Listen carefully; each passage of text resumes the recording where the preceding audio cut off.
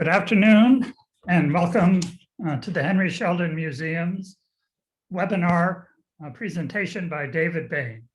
I'm Bill Brooks, the Executive Director of the museum.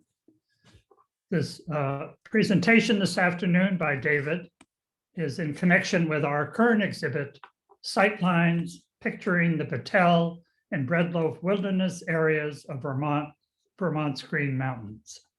The exhibit highlights the paintings by Jill Madden and the photographs by Caleb Kemet. Their art captures the wilderness areas and is a tribute to the legacy of Joseph Battell, who donated and made possible the mountains to the public. Combining art and history, the Sheldon Museum celebrates and explores the recreational and environmental importance of the Green Mountains. Howard Hayward Bain was born in 1949. He is an accomplished American writer of nonfiction, a lecturer, an editor, and was a longtime instructor of literature and creative writing at Middlebury College. He was affiliated for a long time with the Breadloaf Writers Conference since 1980. He is also a lifelong keyboard musician whose early influences, not surprisingly, were Ray Charles, Jerry Lee Lewis, Chuck Berry, the early Elvis, and the Beatles. Bain is primarily known for his work of narrative history. Several books include Empire Express, Building the First Continental Railroad, an historical memoir. The Old Iron, an epic of roads, rails, and the urge to go west, and an earlier historical travel work, Sitting in Darkness, Americans in the Philippines. Locally, he's known for his College on the Hill, the history of Middlebury College, and an earlier history of Breadloaf. David is a fellow in the Society of American Historians. Born in Camden, New Jersey, which was the last home of Walt Whitman, Bain wrote about it in a long-form essay, Camden Bound, Going Home After a Lifetime of Absence. He graduated from Boston University in 1971, majoring in journalism, political science, and writing during college for 3 campus newspapers. Following graduation, David began working for editorial departments of several book publishers in New York. But he then became a full-time writer in 1978 and continues to do so. One of David's abiding interests has been the life of Joseph Battell, of whom he will speak this afternoon. But before David begins, I remind the audience of a few housekeeping details. The program is in webinar format, meaning you, the audience, are muted and do not appear on the video. If you have questions for David, please type them in the Q&A function at the bottom of the screen throughout the talk. And David will have a chance to answer them at the end of the presentation. The talk also is being recorded. It's with great pleasure I introduce David, who is sitting next to me, and I'm moving out of the screen and he's moving into the screen. Welcome, David.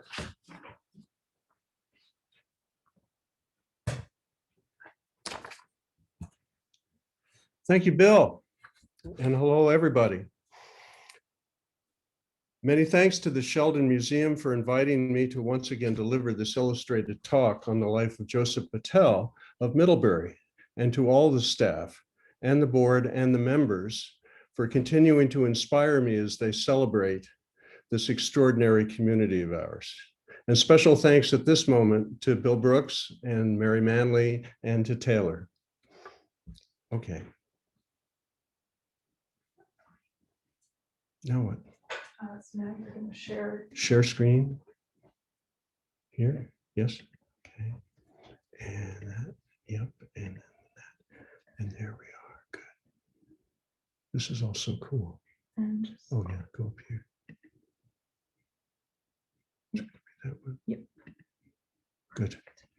There we go. All right. It's a brave new world we live in today. These are acknowledgements from the first time I gave this talk in 2015 on the centennial of Battell's death on February 23rd, which is also my birthday, which is a kind of an interesting thing.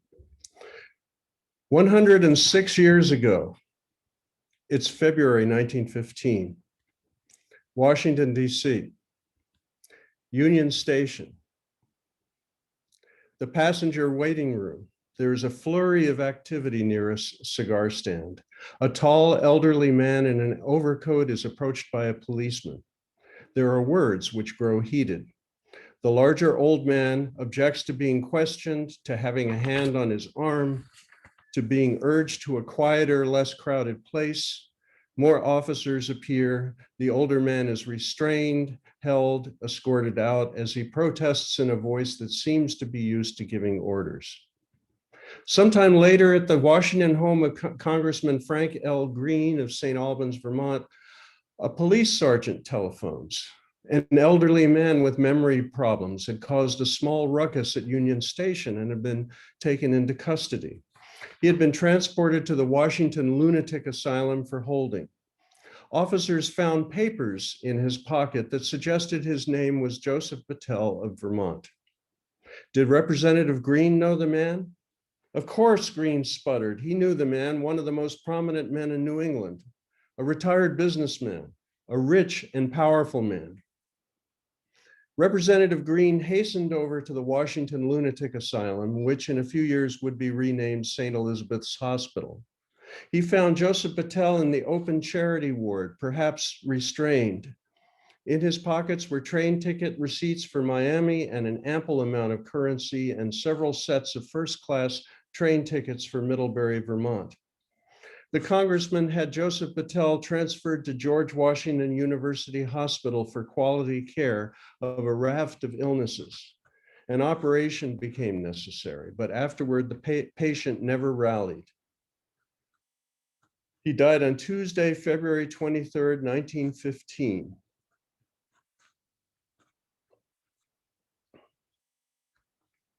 Now we'll go back in time. Vermont, Addison County, Shire town of Middlebury. It's 1839. A yellow brick house that today we pass often, just uphill from the post office and next to the Congregational Church. It's the home of former US Senator Horatio Seymour, a native of Litchfield, Connecticut, whose wife died the year previous, 1838. They had 6 children. One of them was his daughter, Emma Hart Seymour, born in 1808. As my old friend Jan Albers has wonderfully written, Emma Hart Seymour had met a young Middlebury College student from her father's hometown, Litchfield, Connecticut, whose name was Philip Battell. Philip was an exceedingly shy and irresolute lad, but somehow the couple became engaged to be married. Philip graduated Middlebury in 1826 and went off to Yale Law School while Emma waited at home in Middlebury. Passion and commitment seems to have largely been present in correspondence only, though Philip did visit and court Emma as he progressed and finished law school and began practicing in Cleveland, Ohio, where some Battell relatives lived. Finally, as Jan Albers writes, Emma snapped 10 years after Philip graduated from Middlebury. This last remonstration goaded the irresolute Philip into action. They married and removed to Cleveland to begin a family. They had a daughter, Emma Seymour Battell, in 1837, but soon thereafter, the mother contracted tuberculosis. The Battells moved back to Middlebury to Emma's father's house in 1838. Their second child, a son, Joseph Battell, was born in this house in July 1839. His mother had grown too sick to nurse him for long, and desperate for a cure, Philip took ailing Emma on a rest cure to a sanitarium in Saratoga Springs, New York, leaving the children in the care of a nurse and the elder Horatio Seymour. No improvement, so they tried an invalid's tour of the American South. But Emma died on November 3rd, 1841, leaving her 4-year-old daughter and 2-year-old son motherless. Philip stayed with them in his father-in-law's large echoing house. In an upstairs back bedroom is this imposing portrait, commissioned posthumously by the grieving widower of Emma Battell and her 2 children, little Joseph and little Emma. It is a sad and haunting depiction. Philip never remarried. Joseph, especially, was not outgoing, emotionally crippled by his lost mother and his distant father, and in frail health. He grew up in that house with the benefit of few friends. Joseph Battell entered the freshman class of Middlebury College in 1857.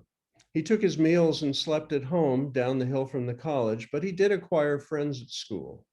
He was drawn to literature as well as the physical sciences. He completed his freshman and sophomore years, but in junior year, suffering from lung trouble that might have been something like asthma, he dropped out. In October 1860, he made plans to embark on a European tour, much as his sister had done. And so Joseph wrote to the Secretary of State, Lewis Cass, to have a passport sent to him, care of relatives or friends in Brooklyn, New York. Life was so much easier then, writing directly to the Secretary of State for your passport. His travels took him around the British Isles and to France, Germany, and Italy. His rucksack included a journal, for he took extensive notes, hoping someday to be a writer and publish, and he had a spyglass. The travel journal, eventually published by a New York firm, accounted for his foreign travels and some of his sights, but contained many, many, many passages of staggeringly juvenile, though exceptionally chaste, observations of European girls with whom he never talked, just watched with sideways glances, or obscured by trees or bushes, viewed at great length through his trusty spyglass. Finally, he went home. Middlebury awaited. Back in father's house, he readied his manuscript for publication. By the time it appeared, his older sister Emma had married a Middlebury attorney, John Walcott Stewart, a few years before, and they'd started a family. Sister Emma was irate and embarrassed by Joe's childish passages following milkmaids and serving girls all over Europe, even at such a remove. She bought up the entire first printing of the book and had it burned. Joseph edited out the most objectionable passages, though the surviving narrative, as appearing in the second edition, is still pretty creepy stuff by genteel 1860s standards. Emma left him his fantasies of a literary future. I like to think that as he finished his editorial work, he may have walked up College Hill in June 1864 to see some of his old friends at commencement and heard the speaker, pictured here, Mr. Ralph Waldo Emerson. Young Joe's health was still fragile that summer. His college friend, Ezra Brainerd, who had graduated and accepted a teaching post at Middlebury, suggested Joe might spend the summer up in Ripton, where the mountain air and vigorous activities would restore his health. Joe rented a room in the Parker family farmhouse on Ripton Plateau, still known by the locals as the Atwood Place, overlooked by majestic Breadloaf Mountain. His health greatly improved by hiking, fishing, hunting, and good old loafing. Joe bought the Atwood Place and back down from Middlebury for fall and winter and spring. His rhapsodic descriptions of the healthful Ripton life brought many friends to visit him the next summer. He decided to put his guests on a paying basis. He hired a staff, soon enlarged the house, erected a hand-painted oval sign advertising the Breadloaf Inn with an imaginative adaptation of the mountain overlooking the Ripton Plateau. A chef served quality meals, and Battell poured on the amenities. Guests could hike, ride horses, swim, play croquet or lawn tennis, play cards and other games, or use the library he stocked. Every summer season, there were new wings to the inn or connected buildings, more staff, more guests. The Breadloaf Inn became known all over New England and New York, even down to Philadelphia and Washington, D.C. Joe Battell bought one adjoining farm and then the other. Now, here are some very rare views of the inn from the 1870s, originally on stereoscopic cards. This breathtakingly here shows a view from what was known in those days as the Widow's Clearing overlook above the south bank of the Middlebury River. And here's a close-up. Now, this view shows a new 1870s building connected to the enlarged inn and dining wing. And here's a close-up. That right-hand building called the Annex was later decoupled from the left-hand buildings, raised from its foundation and rotated some 45 degrees, and then planted next to the lane leading to the barn. He might not have made such a vigorously growing summer enterprise last. But there was this rich uncle, his father's brother and Joe's namesake, Joseph Battell, a successful, very wealthy iron merchant in New York City, down near the South Street seaport, who died a bachelor in 1874. The elder Joseph left many charitable legacies. Young Joe Battell, Vermont innkeeper, got a figure I have not discovered yet, but it reportedly netted him at least $19,000 per year in interest and dividends for the rest of his life. I believe that would be worth nearly $400,000 a year in today's currency. Now back to Vermont. Joe Battell had been dismayed and then horrified to see, before he was into his late 20s, most of Vermont's original forests stripped by the lumber industry. Every mountain stream seemed to have its own sawmill. Logs were dragged downhill and floated away by the thousands. Many were burned for potash or charcoal, but mammoth stacks of lumber rose in high places like Burlington, shown here, heading far away. By then, in the late 1860s, he'd come to know fellow Vermonter George Perkins Marsh of Woodstock, and then his 1867 book, Man and Nature, on physical geography as modified by human action, known today as the text of the environmental movement. It's still in one of Battell's glass-fronted bookcases in the inn. Joseph Battell began buying mountainous forest land, first to preserve the vistas from the inn, and never stopped buying mountains until he was the largest private landowner in the state. The Breadloaf Forest itself ran to some 35,000 acres. Some folks go to Europe, Battell would often say, and pay $10,000 for a painting and hang it up in their home where none but their friends can see it. I buy a mountain for that money, and it is hung up by nature where everybody can see it. And it is infinitely more handsome than any picture ever painted. In 1872, he was elected to his first two-year term as state representative from Ripton. Now, down in Middlebury, young Joe Battell saw to his local investments. After the fire of 1875 in Middlebury, our vantage point here is a little down Mill Street or Frog Hollow, looking south up to Main Street, the old bridge over Otter Creek, and on the far side, a collection of buildings on the so-called Davenport block, which extended from the bridge to Merchants Row. He also bought the 200-acre Drake Farm in Weybridge for raising horses and cattle. This magnificent barn was not to be built for another decade, but by then, Joe was getting interested in the Morgan horse breed. Strong, fast, dependable, good, he thought, for army mounts. He began to extensively research the breed, devoting the rest of his life to championing the Morgan horse. Talk about putting them on a pedestal. He was reelected to the State House in 1876 and elected state senator from Addison County in 1878. He would be elected Middlebury representative in 1880, 1882, 1902, and 1910. he would run unsuccessfully for governor in 1896. Now, in our timeline of the 1870s, we have an exciting detective moment to relate.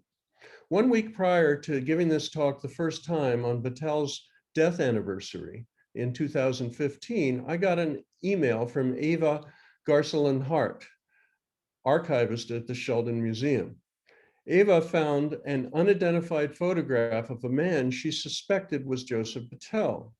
He would be in his 30s or 40s in this photo, she wrote me. And when I'm comparing his facial features, his hairline, his ears, etc., to the one from Paris, it is tempting to say that it may indeed be him. But since the photo is not identified, who knows? So let's you and me look, let's all look and compare. What do you think?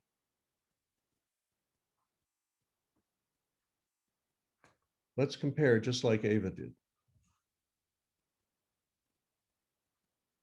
Especially in the eyes.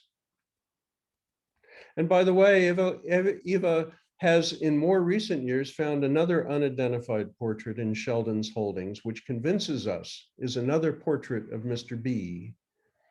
As young men, portraits, hirsute or bare-cheeked, facial features, head shape seem to line up.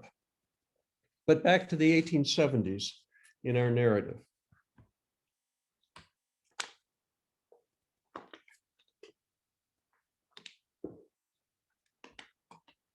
By now, Bachelor Joe Battell had his own rooms at the Addison House, of course, now known as the Middlebury Inn.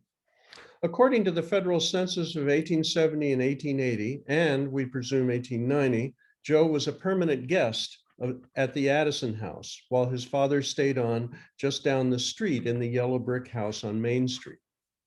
Emma and husband John Stewart were there with their family for part of the time. He now owned 2 farms in Middlebury, totaling 300 acres, the Weybridge farm of 200 acres, and the expanding farm up in Ripton, 600 acres. The St. Albans Messenger published a little newspaper squib. Honorable Joseph Battell of Middlebury has bought another farm. He adds farm to farm with perfect nonchalance, but takes not unto himself a wife. And then there was this Shakespearean quote, Senator, why is it thus with thee? Joe Battell was elected a trustee of Middlebury College.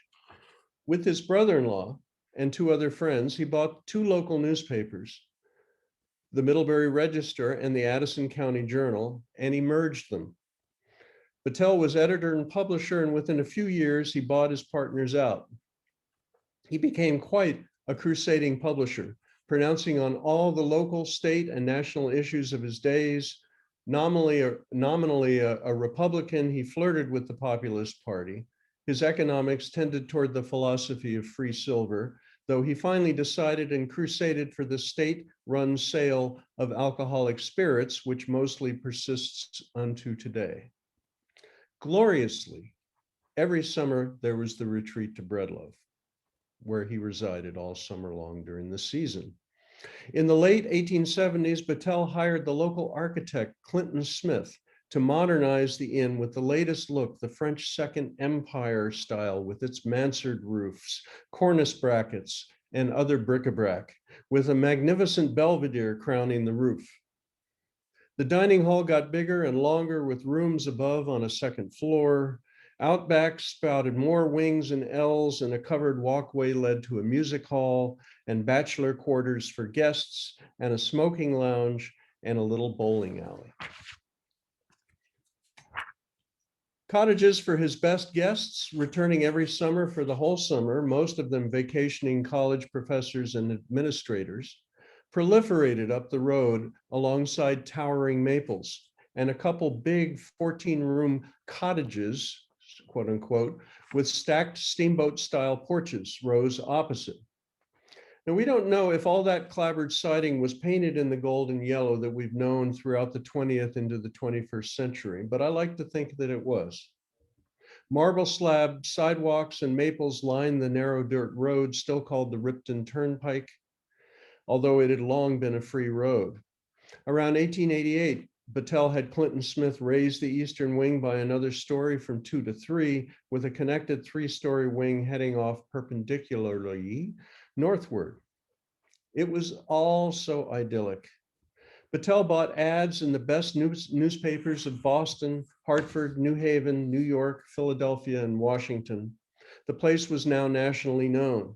I have portraits gathered of irregulars, prominent academicians, and literary names to plug into this slide here. But for now, we have Julian Abernethy, Middlebury class of 1876, to whom, of course, this beautiful room where I started this talk back in 1915 is named.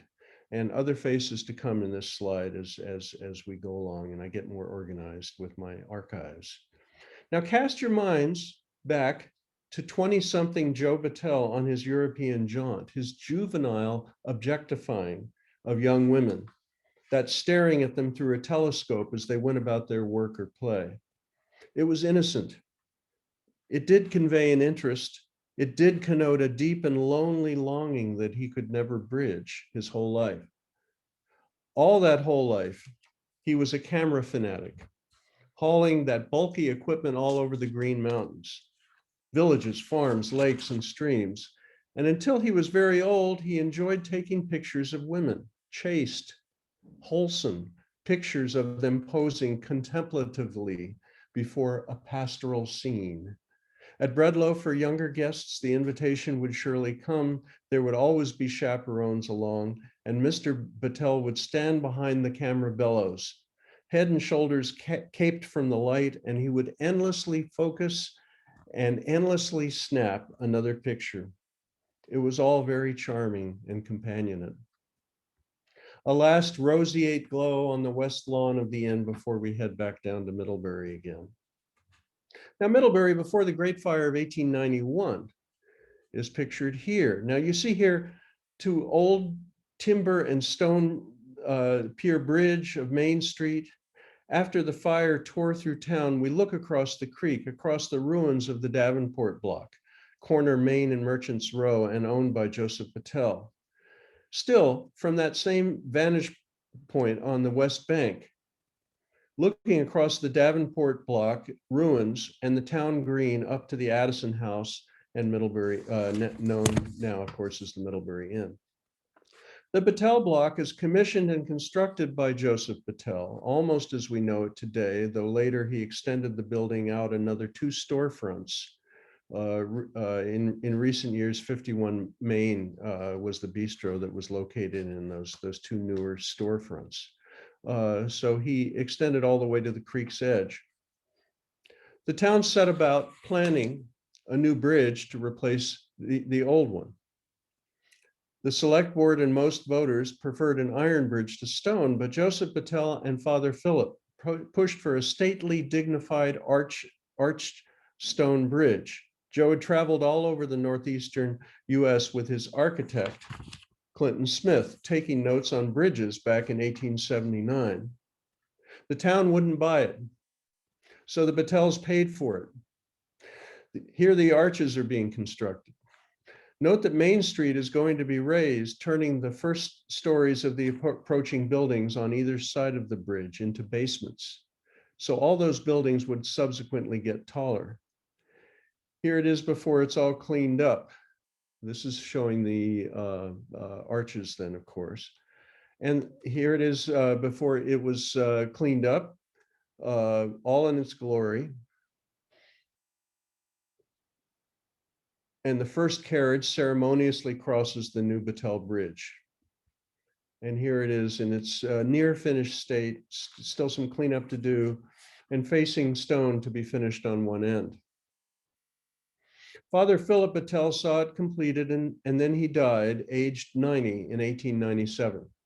3 years later, another major emotional bridge to his past, Joe's sister, Emma Battell Stewart, wife of ex-governor and ex-congressman John W. Stewart, also died. We pull back to see the Battell Bridge and the Battell Block. And here's a lovely colored postcard. Joseph Battell moved into a large apartment on the top floor along Main Street, and from his cupola tower, he could survey all. And he lived baronially. He even looked baronial around 1900 when this portrait was painted. And now I will tell you a story full of scandal and intrigue that would even rise to touch the hem of Joseph Battell's trousers, though I hasten to assure you, no higher. This lovely woman was named Madeline Pollard, and she was originally from Lexington, Kentucky. She was well-schooled, even unto college. In the summer of 1892, she was a season-long guest at the Breadloaf Inn. I should explain that for more than 20 years, Joseph Battell would head south in the winter, sometime in December, sometimes in January, for a few months in Washington, D.C., and then Florida. Earlier that year, he had met Miss Madeline Pollard, who was of strong literary bent and planning to become a journalist and a poet and a novelist. For our boy Joe, everything between the 65-year-old still socially backward innkeeper and newspaperman and the young lady was proper. But he invited her to Vermont for the summer college vacation to write stories for the Middlebury Register and to live at the inn. Battell often took a shine to younger people and was generous to a fault with many of all ages. As related by a longtime inn guest, Clara Curtis, in the 1930s, Miss Pollard was proper and deferential to her host, but seemed flighty and even flirtatious to other guests at the inn. Then time for raised eyebrows. A man of national literary prominence, which I have determined was either novelist Charles Dudley Warner on the left, who had collaborated with Mark Twain on the novel The Gilded Age, or else it was the even more eminent author and critic, William Dean Howells. Both, it turned out, knew Miss Madeline Pollard well and helped her with her career. Informant Clara Curtis would not name names, but detective work has brought us at least this far. One of these fellows, when a guest at Breadloaf, visited Miss Pollard in her room. The other guests were scandalized. Now, somehow, Mr. Battell did not know what was transpiring in his otherwise irreproachable establishment, and no one was brave enough to tell him. Late in the season in 1892, the now idle Miss Pollard took a shine to the eligible son of a prominent family that always summered at Breadloaf. He seemed to be interested too. But after the young lady managed to faint dead away in the young man's arms, in the view of a crowd, Mr. Battell stepped in and he firmly arranged for Madeline Pollard to head back on the next train south. By the next summer, 1893, all was forgiven, and she returned to the inn in June and resumed her occasional articles for the Middlebury Register. During one evening gathering in the music hall, with great expression, she read aloud one of her poems, impressing all the guests, though it was later discovered to have been written and published by someone else. One of the articles she worked on was a profile of a prominent Kentucky politician, William C.P. Breckinridge of the U.S. House of Representatives. Battell may have known Breckinridge down in Washington. Here's the congressman in the middle. But he ran whatever he wanted in his newspaper, Mr. Battell did, and the Kentuckian was to deliver the keynote speech in the autumn at the St. Louis World Exposition. So of course there was a leading biographical or article about Mr. Breckinridge. Now in summer 1893, the Boston papers reported that Representative Breckinridge's ailing wife had suddenly died at home. Immediately, Miss Pollard packed and headed south.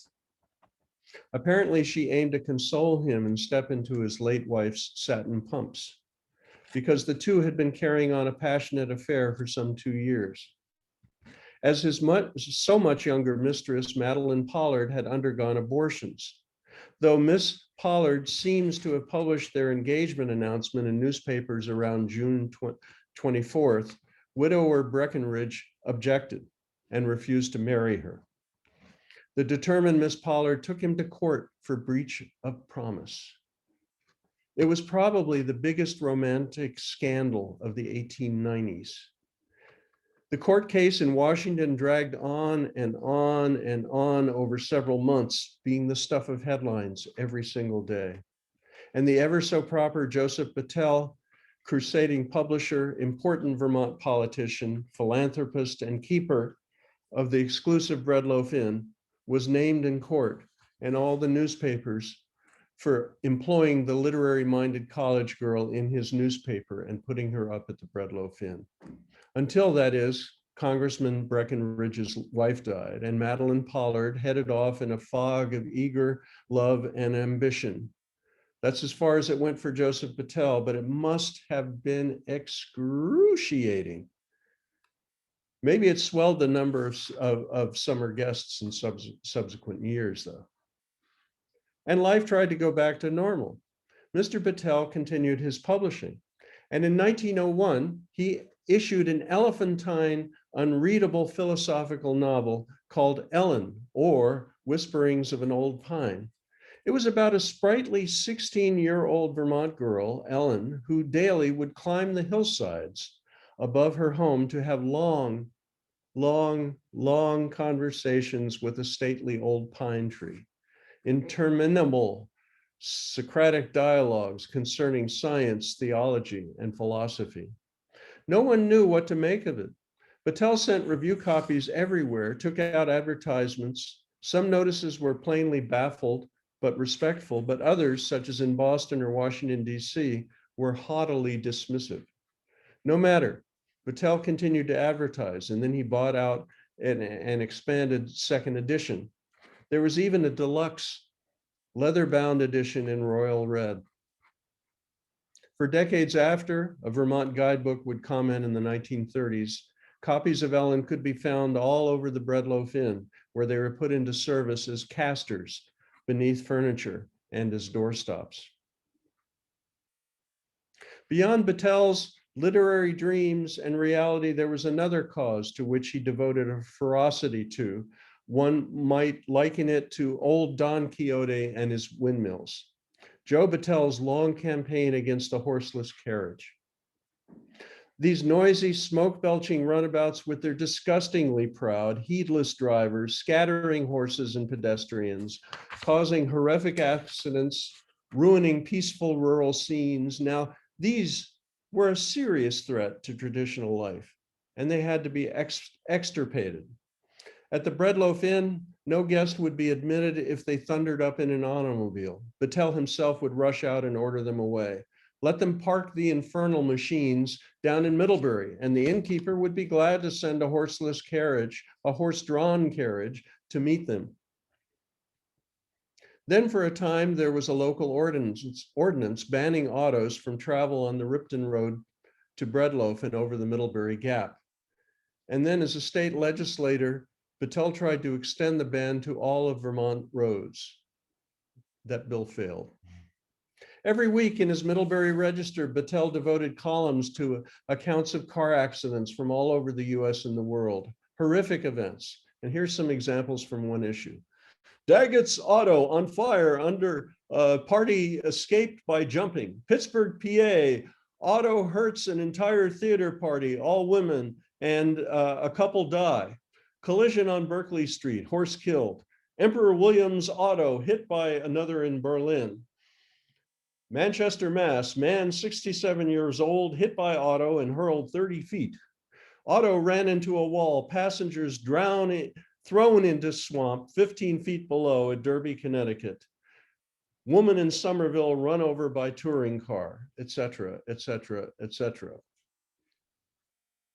Joseph Battell's dogged parallel campaign in these late years, though, had much more reach, all the way into the present, and that was his guardianship of Vermont's green and beautiful land.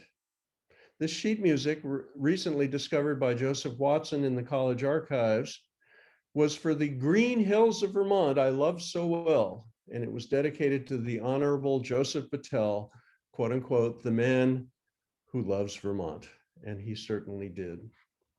In 1904, Battell's largest single purchase was of Mount Ellen, north of Ripton's Breadloaf and overspreading the towns of Buell's Gore and Waitsfield, which he announced he was giving to the citizens of Vermont. This made national headlines, though none as prominently featured as these two Boston newspapers. In 1905, he deeded his 200-acre farm in Weybridge to the US government for the study and propagation of the Morgan horse. Ultimately, it would be transferred to the University of Vermont. His beneficence to Middlebury College continued. Support of the program to admit women to Middlebury had spurred the college to name its first women's dorm, Battell Hall. It was in the mansion formerly owned by ex-college president Kitchell down on the corner of College Street and Weybridge Street. Then, as efforts pushed the notion of a North Campus, which for a time was planted or was planned to be a segregated place for women to live and go to classes. Battell bought a farm just shy of the crest of College Hill. The farmhouse enlarged into a dormitory and a dining hall is now called Adirondack House. To encourage the college to pour more resources into women's education, Battell bought the adjoining farm, which overspread the crown of College Hill and its western slope. On that donated land was built Pearson's Hall by the Pearson's family. And upland, there was the capacious kingdom, begun to protect the flanks of his beloved Breadloaf Inn. Here's some modern topographic maps showing part of the Vermont lands bought and preserved by Joseph Battell, now called the Joseph Battell Wilderness and the Green Mountain National Forest. And we come full circle, near the end of a long life. Snow, wintertime, 1915. And though this photograph is from the blizzard of '88 as it inundated Middlebury, such was imprinted in the minds of older Vermonters like Battell. And so in early January, he boarded a train to head south. He stopped for a while in Washington, as he always did. And he boarded the train for Miami. He seemed restless and infirm.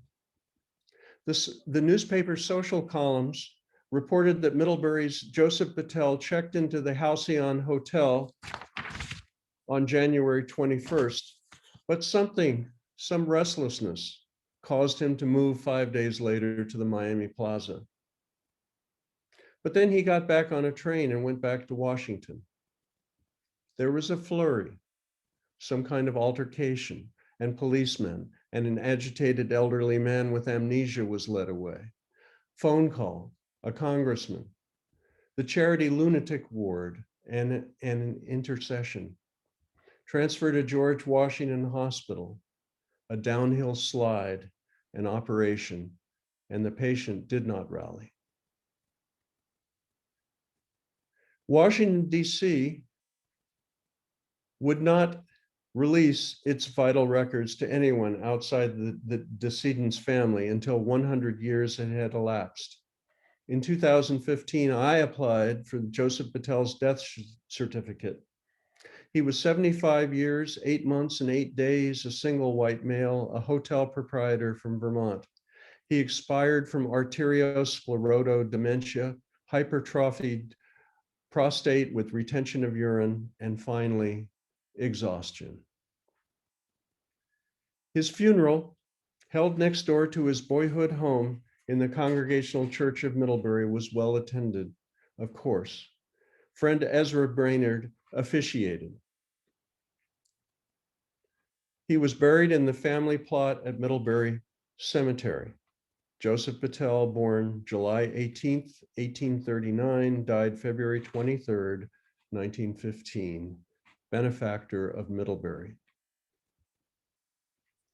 His will dispersed his fortune as well as his lands, all those farms and houses and buildings, all those thousands of mountain acres in a number of directions. Some 34,000 acres surrounding the Breadloaf property went to Middlebury College.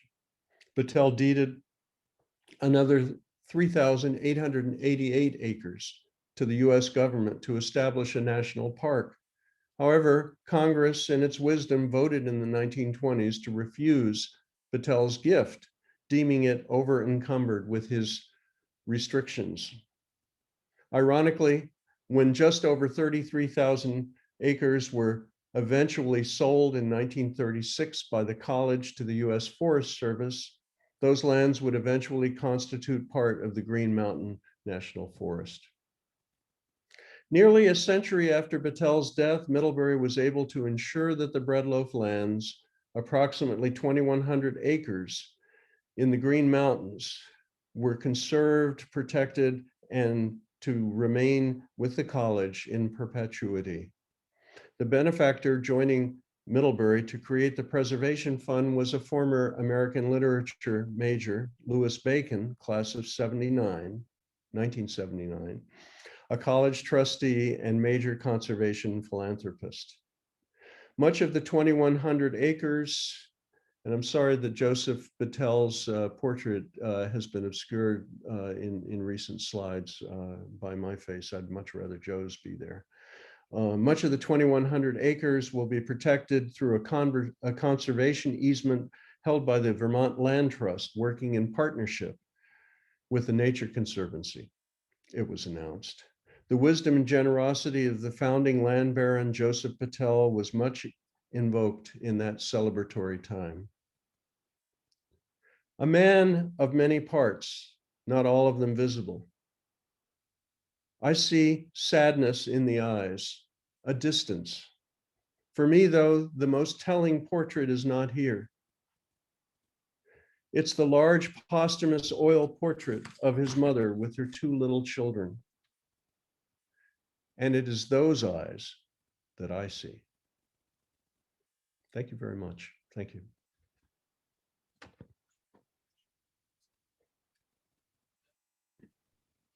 All right. Well, thank you so much, David, for that wonderful talk. And we do have a few questions. So first up, did Battell name Mount Ellen after his book, or was it already named when he purchased it?